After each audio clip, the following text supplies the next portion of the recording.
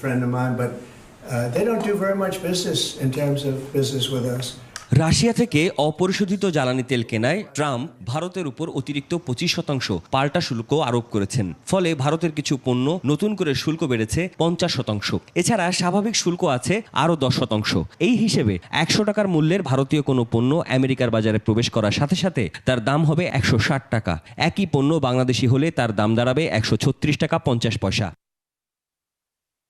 2020 থেকে 2024 4 বছরে যুক্তরাষ্ট্রের বাজারে ভারতের তৈরি পোশাক খাতে ভারতের প্রবৃদ্ধি 55.34%। সেই বাজার থেকে এখন ওয়ালমার্ট, অ্যামাজন, টার্গেট, গ্যাপ সহ বড় বড় ক্রেতারা সরে যাচ্ছে, যার সুযোগ বাংলাদেশের সামনে। ব্যবসা আমেরিকার সাথে আছে, সেটা হচ্ছে যে 19%। এই সুযোগটাকে কাজে লাগাতে হলে ইমিডিয়েটলি আমাদের এই ব্যবসার পার্সেন্টেজটা চেঞ্জ করতে হবে, আমাদের আমেরিকান বিজনেস বাড়াতে হবে।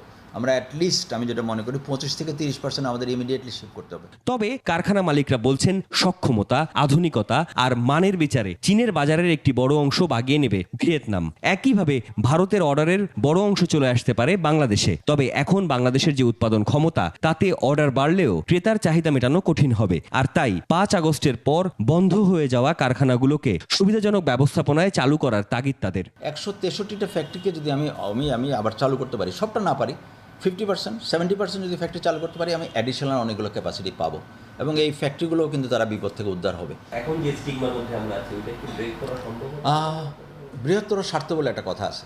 প্রচুর পরিমাণে বায়ার কিন্তু আমাদের দিকে দৃষ্টি দিচ্ছে এবং তারা ফোন করতেছে, আসতেছে, দেখতে চাচ্ছে আমাদের ক্যাপাসিটি খালি বা কতটুকু ক্যাপাসিটি আছে। সংশ্লিষ্টরা বলছেন সম্ভাবনার গল্পে আশার বার্তার চাইতে জরুরি বিষয় উৎপাদন সক্ষমতা, মান ধরে রাখার মতো ইস্যু। প্রয়োজন গ্যাস, বিদ্যুতের মতো জ্বালানির নিশ্চয়তা। একই সাথে ব্যবসায়ীরা বলছেন মার্কিন বাজারের সুযোগ নিতে চাই অন্তত $200 কোটি বিনিয়োগ। যে অর্ডারগুলো আমরা পেতে যাচ্ছি, সেই অর্ডারগুলো এক্সিকিউশন করার জন্য শুধু বিনিয়োগ নয়, বিনিয়োগের পাশাপাশি আমার বন্দরের সক্ষমতা বাড়াতে হবে, আমার গ্যাস সংকটের নিরসন করতে হবে, আমার বিদ্যুৎ সমস্যার সমাধান করতে হবে এবং এটার পাশাপাশি যেটা করতে হবে সেটা আমার টেকনোলজিক্যাল ড্রাইভেন। 39.68 বোধহয় সম্ভবত এবছর আমরা কমপ্লিট করেছি, 65 আর 68 হবে।